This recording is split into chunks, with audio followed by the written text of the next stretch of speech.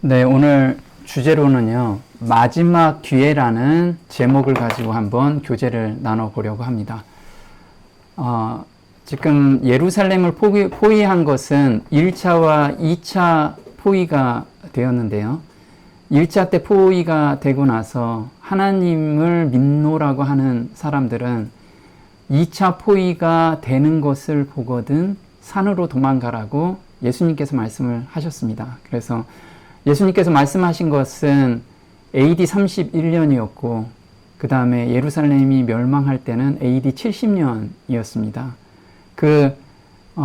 대략 40년 동안 이 말씀을 간직하고 믿었던 성도들은 한 명도 멸망으로 가지 않았다라고 합니다. 그럼 저희에게도 그런 기별을 주셨겠죠. 그래서 오늘은 1차 포위가 이미 끝났고 2차 포위가 임박해 있다라는 것을 저희가 한번 사건을 통해서 봤으면 좋겠습니다. 그래서 지금 산으로 도망갈 수 있는 마지막 기회라는 것을 저희가 한번 알아보는 시간이 됐으면 좋겠습니다. 자, 도시를 떠나고 싶어도 떠나지 못하는 환경이 앞으로 닥쳐올 건데요. 이 환경은 아주 갑작스럽게 저희한테 다가올 겁니다. 그래서 우리는 지금 준비해야 되는데 준비가 마음대로 되지 않습니다. 그래서 예언을 통해서 공부하게 되면 하나님의 성령께서 우리 마음을 감동시켜 주셔서 행동까지 인도해 주시게 돼 있습니다. 그래서 우리가 예언을 깊이 공부하고 묵상하는 건 사느냐 죽느냐가 달려 있는 거죠. 마태복음 24장 15절에 그러므로 너희가 선지자 다니엘의 말한 바 멸망에 가증한 것이 거룩한 곳에 선 것을 보거든 읽는 자는 깨달을진저 그때 유대에 있는 자들은 산으로 도망할지어다 이렇게 나옵니다. 그러면 멸망에 가증한 것이 거룩한 곳에 선 것을 보았을 때, 그래서 언제 우리가 시골로 내려가야 되는지 그리고 늦은 비 받을 준비를 해야 되는지를 한번 알아보는 시간을 좀 가졌으면 좋겠습니다. 얼마 안 있어 도시마다 투쟁과 혼란이 일어날 것인데 도시들을 떠나기 원하는 자들은 떠나지 못하게 될 것이다. 우리들은 이러한 문제들을 위해서 준비하여야 한다. 이것이 바로 내가 받은 빚이다. 자, 이젠 임박했어요.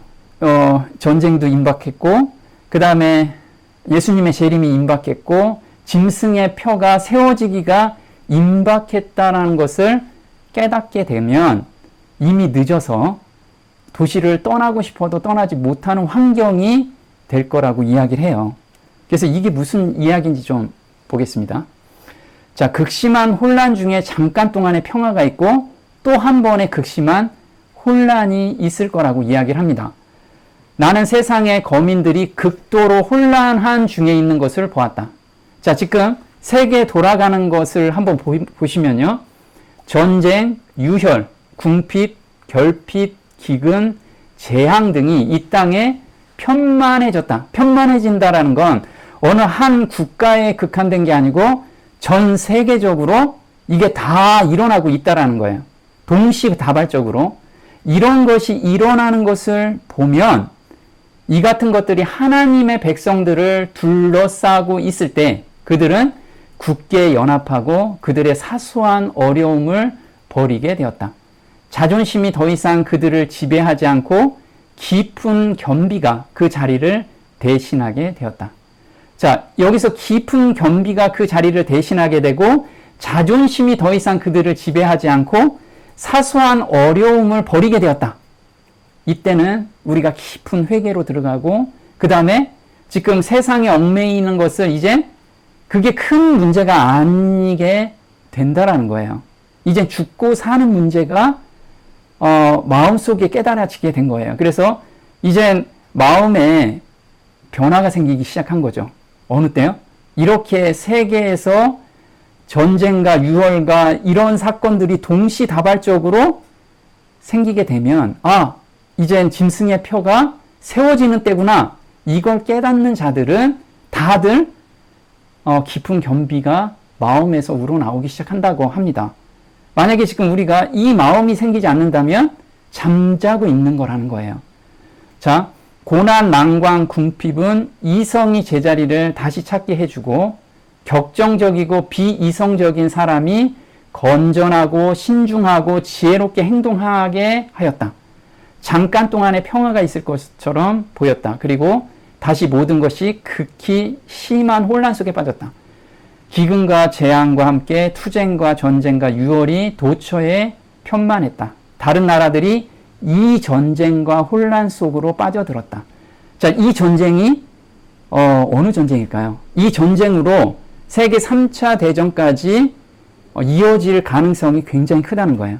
그럼 전쟁이 기근을 일으키고 궁핍과 유혈이 온역을 초래한다. 그래서 세계적으로 이제 코로나 같은 사건들이 이제 이렇게 세계전쟁으로 가는 틈에 생길 거라고 이야기를 하고 있어요. 국지적인 전쟁은 계속해서 일어날 거라고 지금 이야기를 하고 있죠. 그래서 첫 번째는 전 세계적으로 이런 혼란이 있을 거고요. 두 번째는 이 혼란을 보는 사람들이 이제 깊은 회개로 들어가는 운동이 벌어질 거예요. 그 다음이 세 번째, 잠깐 동안의 평화가 바로 일요일 휴업령이 내려지는 사건입니다.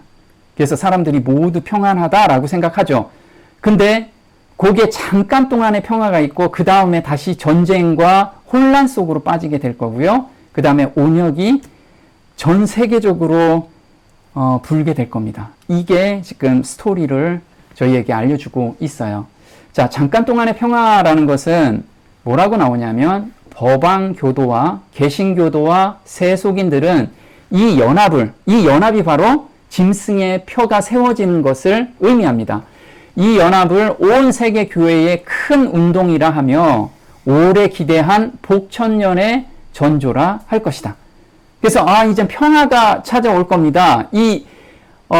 짐승의 표가 세워지는 가운데 모든 세계가 연합할 때 이제는 우리는 평화가 찾아올 거라라고 이제 다들 생각하고 그렇게 언론에서도 이야기하고 그 다음에 교회에서도 그렇게 이야기할 거라고 이야기를 하고 있어요. 데살로니가전서 5장 3절에 저희가 평안하다 안전하다 할 그때에 잉태된 여자에게 해상 고통이 이른과 같이 멸망이 호련히 저희에게 이르리니 결단코 피하지 못하리라. 그래서 이때가 바로 평안하다 안전하다라고 세계 모든 언론에서 떠들게 될 거예요. 그리고 교단 단상 위에서도 다 떠들게 될 거예요. 그때가 바로 마지막 때라는 거죠. 철학의 이론이 하나님의 심판에 대한 공포를 털어버리고 종교 지도자들이 오랜 평화와 번영의 시대가 올 것을 가르치며 세상 사람들이 심고 집 짓고 잔치하고 연락하며 하나님의 경고를 거절하고 그분께서 보내신 사자들을 조롱하며 자신들의 사업과 향락에 몰두할 때 멸망이 호련히 저희에게 이르리니 결단코 피하지 못할 것이다. 그래서 이렇게 이제 평화로운 세계니까 먹고 그 다음에 시집가고 장가가고 집 짓고 여기에 몰두하는 그런 일들이 더 몰두하게 될 거라는 거예요. 이럴 때 멸망이 호련히 일어나겠죠. 자, 지금 전쟁, 유혈 그리고 혼란이 가중되고 있나요? 가중되고 있죠. 지금 선진국이라고 합니다. 유럽 중에서 가장 선진국 중에 하나가 바로 독일하고 또 프랑스라고 이야기하죠. 그런데 프랑스가 지금 재정 파탄 붕괴 위기에 처해 있습니다. 그래서 IMF 금융을 신청하지 않으면 프랑스가 지금 망하게 됐어요. 그래서 재정을 줄이자라고 하니까 젊은 층이 일어나기 시작합니다. 그래서 프랑스가 지금 마비되어 있는 상태예요. 고등학생까지 거리로 나와서 시민들이 분노하게 됩니다. 자, 그럼 프랑스만 그럴까요? 이번에는 네팔 반정부 시위가 격화돼서 네팔 정부가 지금 전복이 됐습니다. 그래서 네팔 정부가 붕괴가 됐어요. 이런 사건들은 세계 곳곳에서 계속 있었죠. 그런데 이것들이 복합적으로 일어날 때, 그것도 짐승의 표가 세워지는 미국에서 이게 아주 극에 달할 때 우리는 눈을 한번 들어봐야 된다라는 거예요. 자, LA 지역에서 트럼프가 군 투입을 했죠. 근데 미국에서는 10개가 넘는 도시에서 지금 시위가 벌어지고 있습니다. 자, 그럼 미국만 그러느냐? 우리는 어떨까요? 우리나라는 지금 경제가 완전히 마비가 됐죠. 지금 기업에서 요번에 노란 봉투법이 통과되면서 노조들이 이제 각 곳곳에서 다 들고 일어나고 있습니다. 그래서 GM에서도 일어났죠. 그 다음에 9년 만에 동시 파업을 했는데 현대자동차, HD 현대 중공업 노조, 그 다음에 GM. GM은 이제 철수할 생각까지 가지고 있죠. 한국 땅에서는 더 이상 사업을 못할 정도로 이 노조가 엄청나게 강해졌어요. 포스코에서는 지금 완전히 지금 들고 일어났죠. 하이닉스에서도 마찬가지고 은행 노조도 지금 일어나고 있습니다. 자, 심지어 쿠팡에서도 노조들이 일어나고 있고 게임 회사 네오플에서도 지금 들고 일어났죠. 노란 봉투법이 지금 노조들을 들고 일어나게 하고 있는 법이죠. 그래서 각각의 모든 사업장에서는 지금 거의 다 마비가 돼 있는 상태예요. 그러면 경기는 어떻게 돌아갈까요? 엄청나게 어렵게 돌아가게 되겠죠. 이런 상황이 지금 우리한테 들어오고 있습니다. 자, 근데 다른 나라들이 이 전쟁의 혼란 속으로 같이 다 들어오겠다라고 지금 이야기를 하고 있는데요. 러시아하고 지금 우크라이나 전쟁이 굉장히 오래 지속됐죠. 러시아는 세계 최강대국입니다. 우크라이나는 굉장히 작은 나라예요. 이 전쟁에 비하면요. 군사력에 비하면. 그런데 몇 년째 끌고 있잖아요. 그런데 이번에 놀라운 게 뭐냐면 나토군, 나토라고 하면은 서방국을 전체를 의미하는데 서방국의 군대가 이제 파견이 되기 시작합니다. 미국은 자연스럽게 지금 무기도 파견되고 있고요. 근데 소련은 지금 똘똘 뭉친 것이 중국과 지금 공산주의들은 소련으로 다 뭉치고 있어요. 이게 어떤 징조인지, 이게 갈지 안 갈지 우리는 잘 모르겠지만 지금 세계가 돌아가는 상황이 이렇다라는 거예요. 그래서 러시아, 나토와 전쟁 준비를 하고 있고 공포의 아마겟돈 시나리오가 전개되고 있다라는 거예요.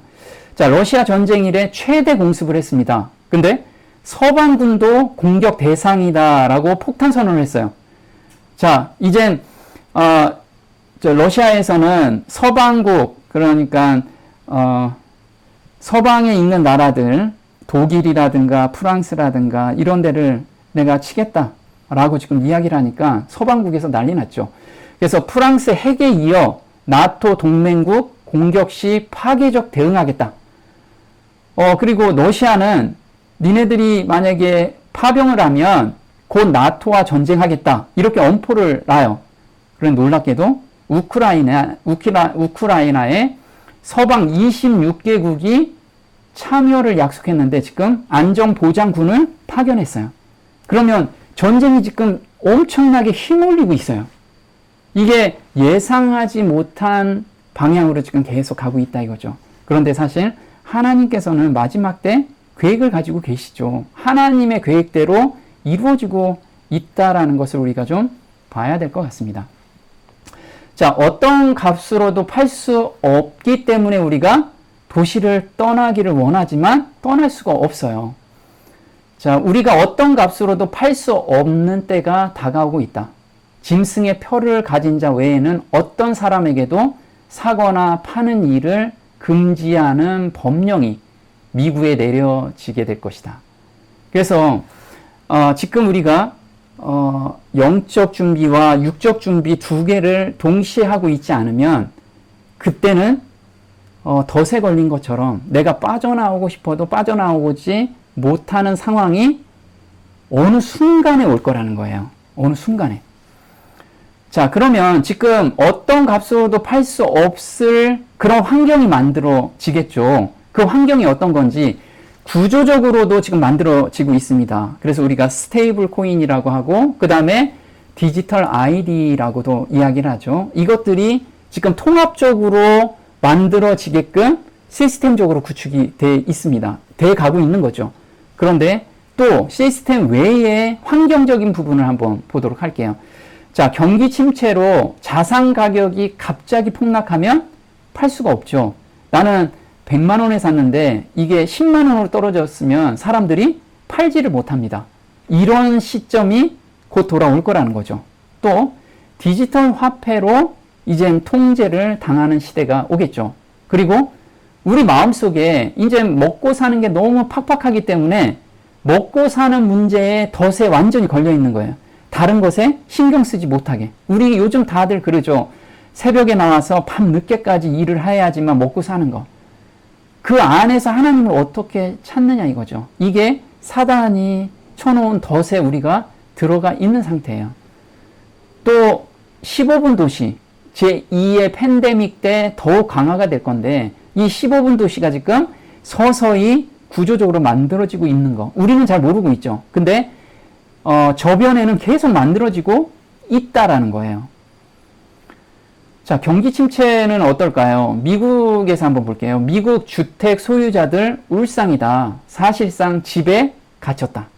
집에 갇혔다라는 건 뭐냐면 더 많은 주택 소유자들 깊은 수렁에 빠졌다라는 거예요. 왜냐하면 주택 가격이 갑자기 내려가서 팔 수가 없는 거예요.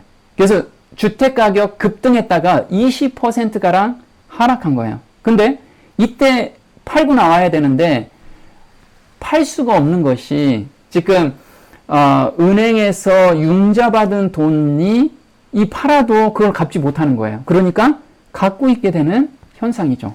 우리나라는 어떨까요? 우리나라도 영끌족 엄청 많았죠. 지금 팔지도 못하고 또 대출도 안 되기 때문에 다 갇혀 있어요. 지금 부동산이나 아파트나 다들 여기 안에 덫에 다 갇혀 있다라는 거. 자, 그럼 디지털 화폐는 어떨까요? 우리나라만 한번 볼게요. 자, 민생 회복 지원금, 스테이블 코인이나 CDBC로 사용하게 될까? 이렇게 질문을 하죠. 근데 지금 홍준표 전 대구시장은 앞으로 중앙정부와 지방자치단체가 지급하는 1만여 종의 각종 보조금을 디지털 화폐로 집행하면 전달 비용을 줄이고 예산 집행의 투명성도 동시에 확보할 수 있을 것이다. 이거 제안을 했어요. 근데 정부에서는 어땠을까요? 정부 여당도 이미 발의한 디지털 자산 기본법에 이어 다음 달 디지털 자산 혁신법 발의를 예고하는 등 디지털 화폐 정책은 급물살을 타는 모양새다.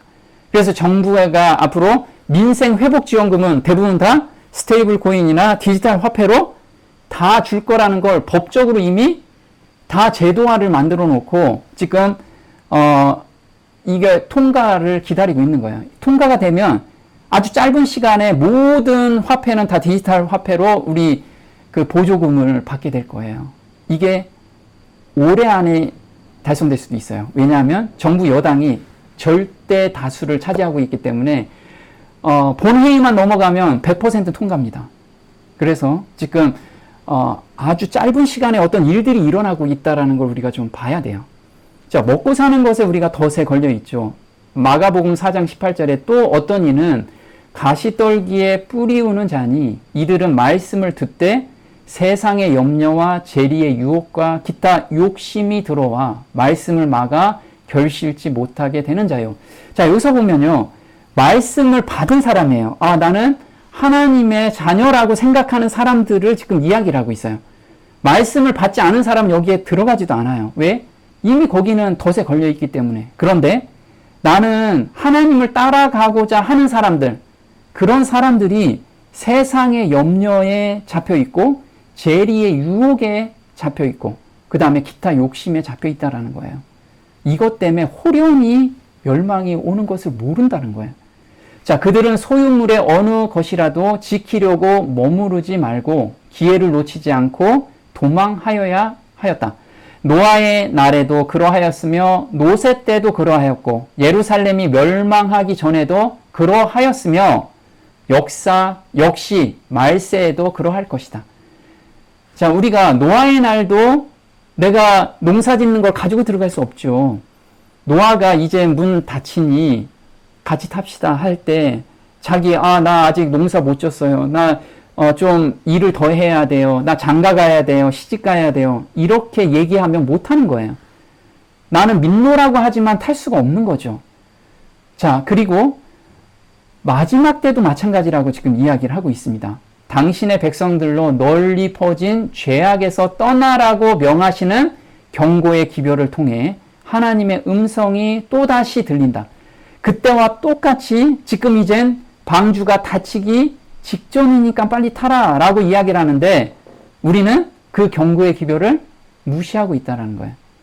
자, 노아와 노세 시대처럼 죄와 죄인들로부터 뚜렷한 분리가 있어야 한다. 자, 이 뚜렷한 분리라는 게 우리가 더 이상 세상에 얽매이거나 거기에 정에 끌리는 거나 그 다음에 죄를 가지고 있는 거나 이런 건 지금 해야 될 시점이 아니라는 거예요. 하나님과 세상은 타협할 수 없으며 세상의 재물을 확보하기 위하여 돌아설 수 없다라고 이야기를 하죠. 자, 그럼 언제 산으로 급히 도망하라고 하셨는지 우리가 좀 봤으면 좋겠어요.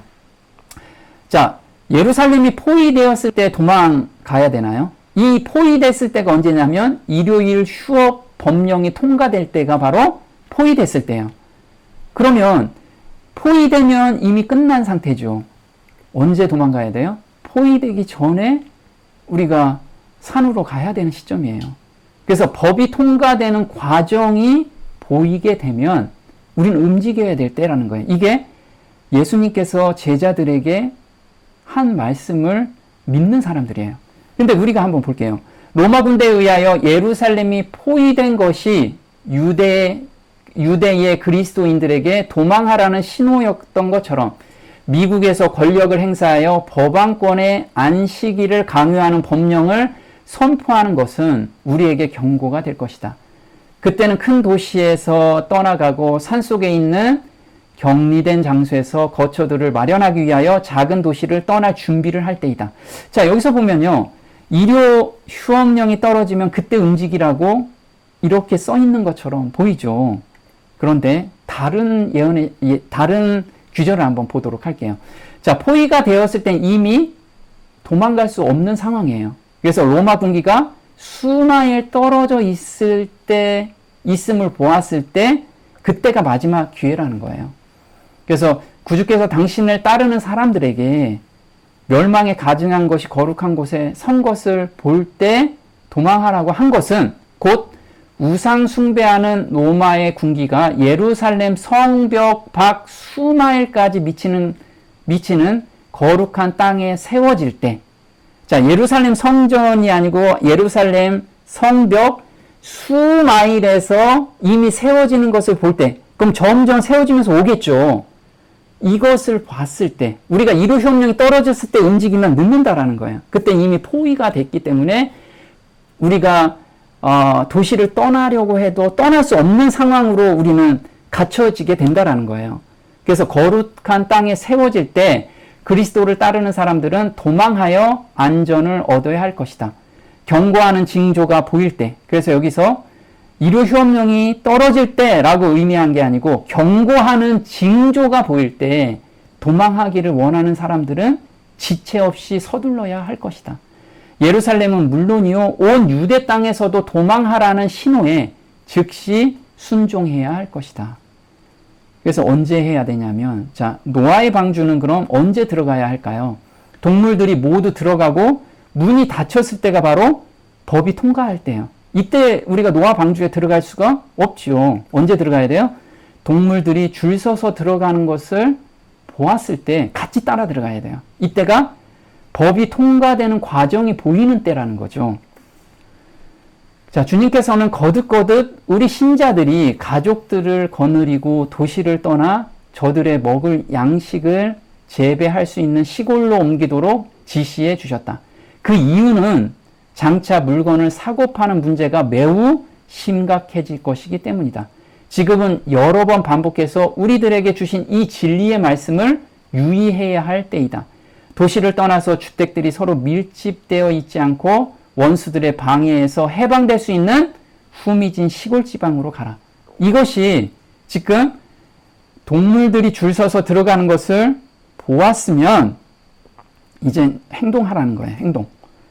나는 많은 사람들이 그렇게도 필요로 되는 준비를 게을리하면서 자기들이 주의 날에 설 수 있게 해주고 그의 안전에서 살기에 합당하게 해줄 늦은 비와 새롭게 되는 때를 기다리고 있는 것을 보았다.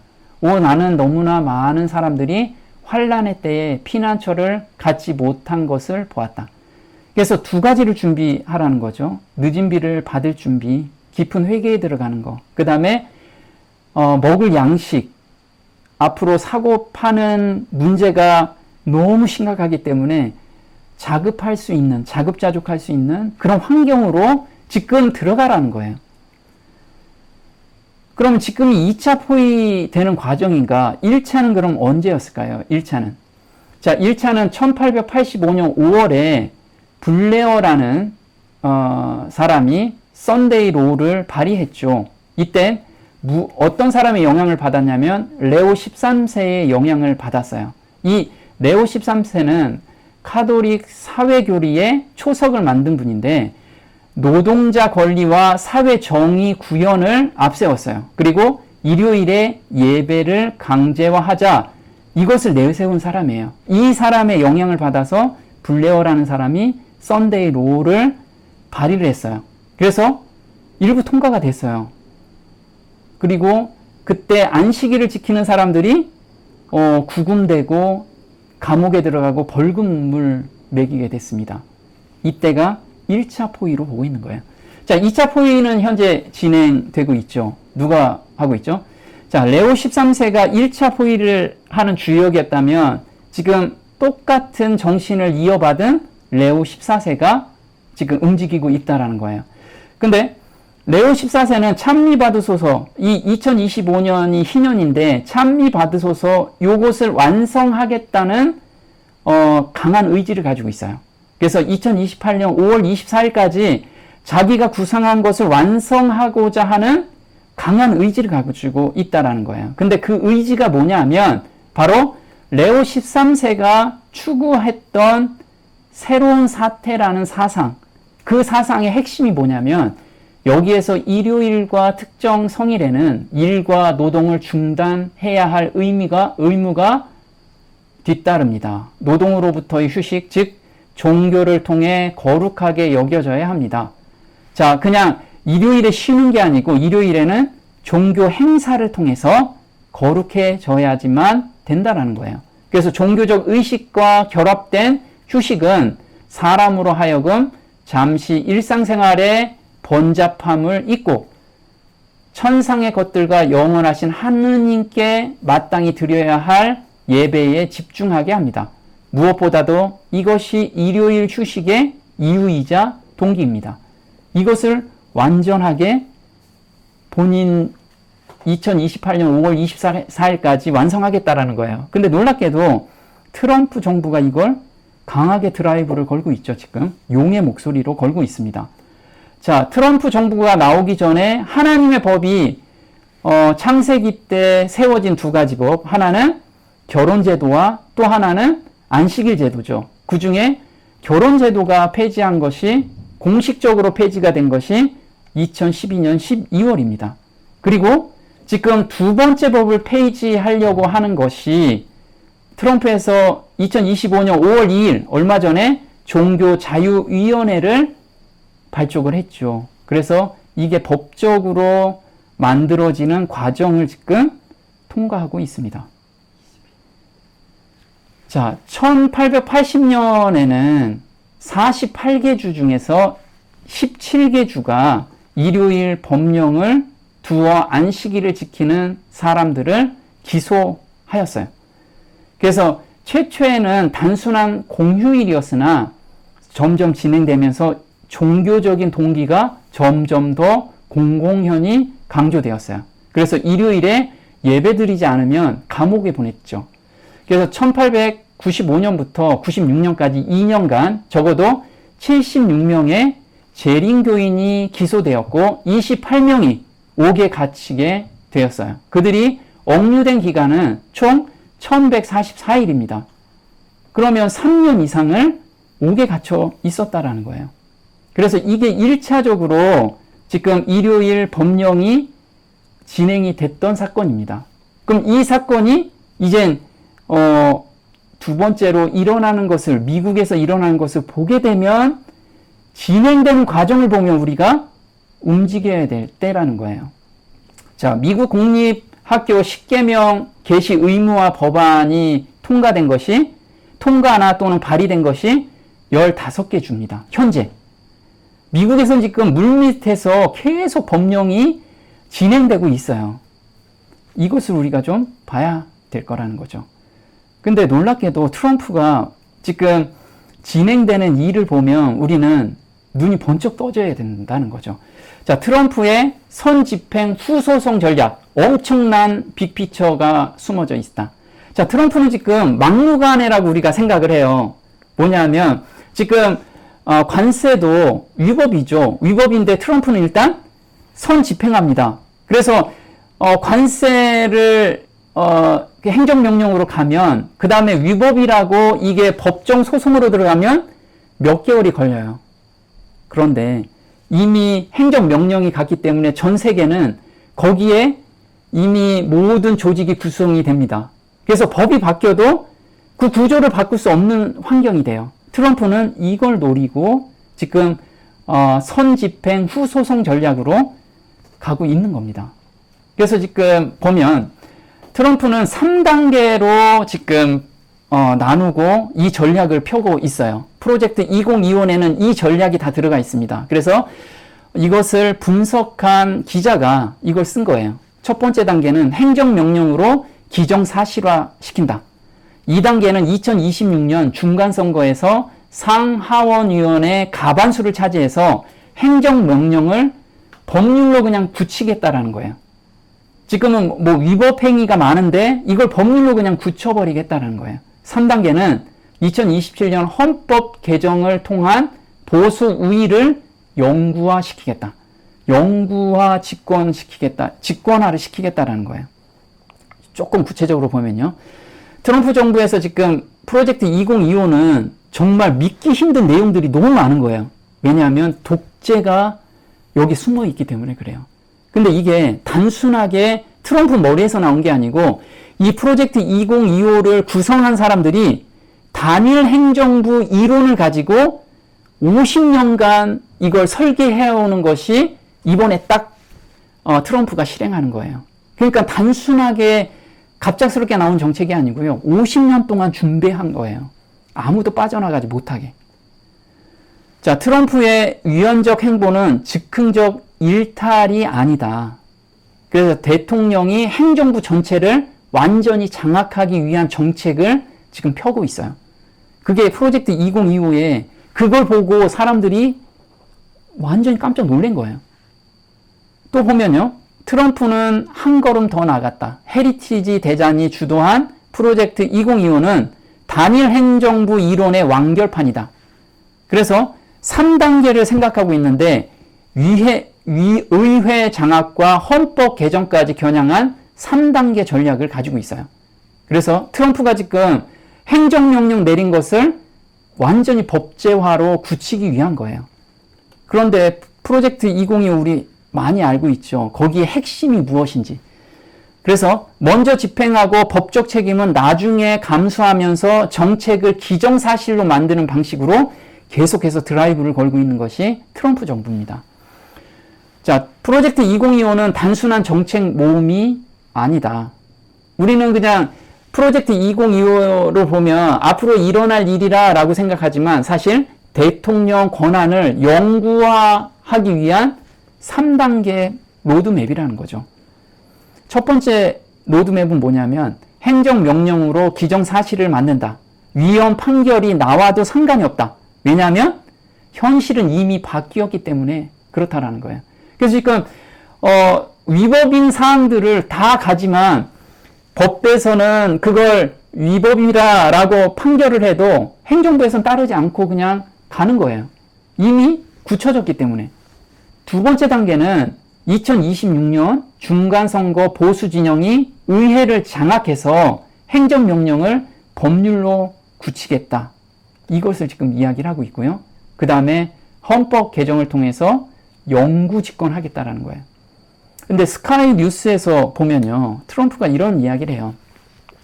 프로젝트 2025 도널드 트럼프는 우익 전략을 따르고 있는가? 그리고 다음은 무엇인가?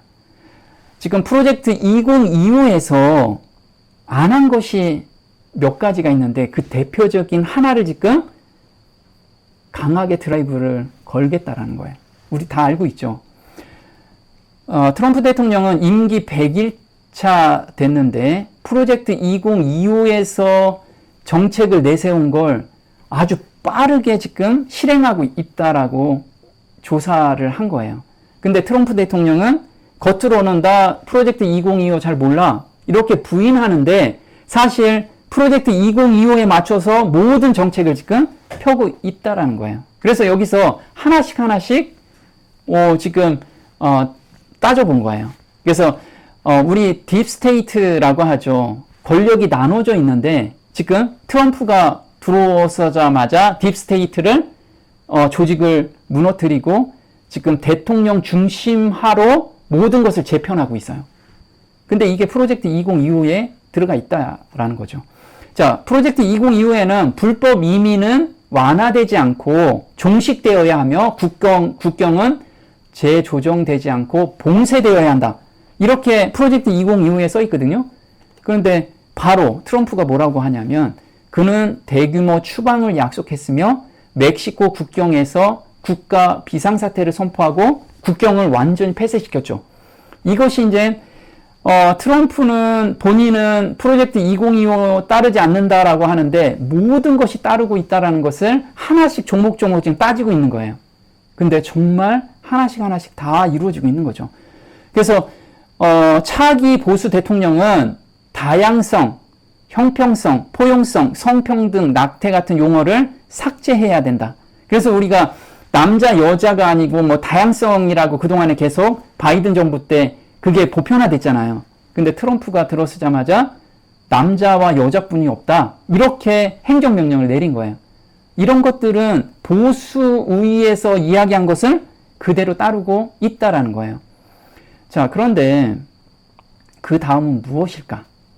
지금 이야기를 하고 있어요. 그 무엇일까? What's next? 그게 무엇이냐? 바로 그것은 위기 상태라고 표현한 가족에 초점을 맞추고 있다.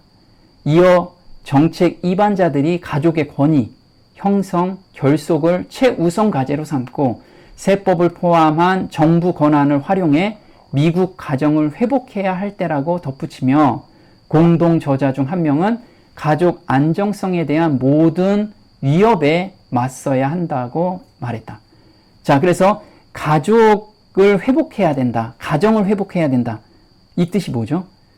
네, 일요일에 예배를 드리는 것을 바로 다음 정책을 실행할 내용이라는 거예요. 그래서 프로젝트 2025에선 가장 핵심이 바로 이거죠. 일요일 안식일 휴식이라는 거. 근데 이 안식일 휴식이 단순한 안식일 휴식이 아니고 예배를 드리라는 거예요. 그래서 프로젝트 2025를 발의한 사람들의 생각이 언론에 나온 거죠. 신앙과 가정과 공동체 및 일의 영역에서 새로운 미국을 시행 강요하기를 원한다. 시행하고 강요하기를 원하고 있어요. 그는 이것을 영구적인 것들이라고 부른다. 그는 종교적 준수를 장려하는 법들, 곧 안식일법, 종교학교가 포함된 지원 프로그램 등 종교적 준수를 장려하는 법들이 더욱 장려되어야 한다. 그래서 안식일법을 통과시키겠다는 거예요. 지금 모든 굵직한 대다수의 법은 프로젝트 2025에서 의회를 통과하지 않고 행정명령으로 다 처리한 거예요. 이것도 행정명령으로 처리할 가능성이 굉장히 크다는 거예요. 요거만 지금 아직 못하고 있기 때문에. 그래서 트럼프가 지금 진행하고 있는 것이 노동부 법률가로 베리를 지금 임명한 거죠. 이 베리라는 사람은 프로젝트 2025에서 노동에 관한 섹션을 작성한 사람이에요. 이 사람은 법률을 만들어내는 사람이에요. 그래서 여기에서 만들어내면 행정명령으로 곧 시행할 수도 있다라는 거예요. 아주 가깝게 와 있는 거죠. 이렇게 이제 그 로마의 군기가 예루살렘 성벽 밖 수마일에 지금 들어서고 있는 것을 우리는 보고 있어요. 그런데 사람들은 대다수 나는 믿음으로 버틸 수 있어. 뭐 하나님을 믿는 백성은 하나님이 보호해 주시겠지. 이렇게 생각한다라는 거예요. 우리는 방주에 안타도 나는 하나님 믿는데 뭐 하나님이 보호해 주시겠지. 그런 사람들은 다 멸망했다 이거죠. 우리는 하나님을 믿는 것은 방주에 들어가는 거라는 거예요. 사단과의 마지막 대쟁투 시 하나님께 충성하는 자들은 모든 세상의 생계 방도가 끊어지게 됨을 보게 될 것이다. 세상의 권세에 순종하여 하나님의 율법을 범하기를 거절하기 때문에 그들은 매매하는 일을 금지당하게 될 것이다. 자, 세상 모든 생계 방도가 끊어지게 돼요. 자, 우리가 이게 어느 정도 큰 거냐면 버스도 탈 수 없고요. 그 다음에 의료 혜택도 전혀 못 받아. 내가 엄청나게 아픈데 의료 혜택을 못 받아요. 병원에 가지 못해. 가도 처리를 안 해줘. 그리고 내 주변에 있는 생필품 물론 못 사요. 아무것도 못 사는 상황에 한 일주일 그렇게 버티라고 하면 어떻게든지 버티겠죠. 그런데 이게 1년 지나 2년까지 가면 아무도 버틸 수 없다라는 거예요. 그건 우리가 지금 착각하고 있는 믿음이라는 거예요. 사단은 다음과 같이 말한다. 음식과 의복의 부족에 대한 공포심 때문에 그들은 하나님의 율법을 범하고 세상과 연합할 것이다.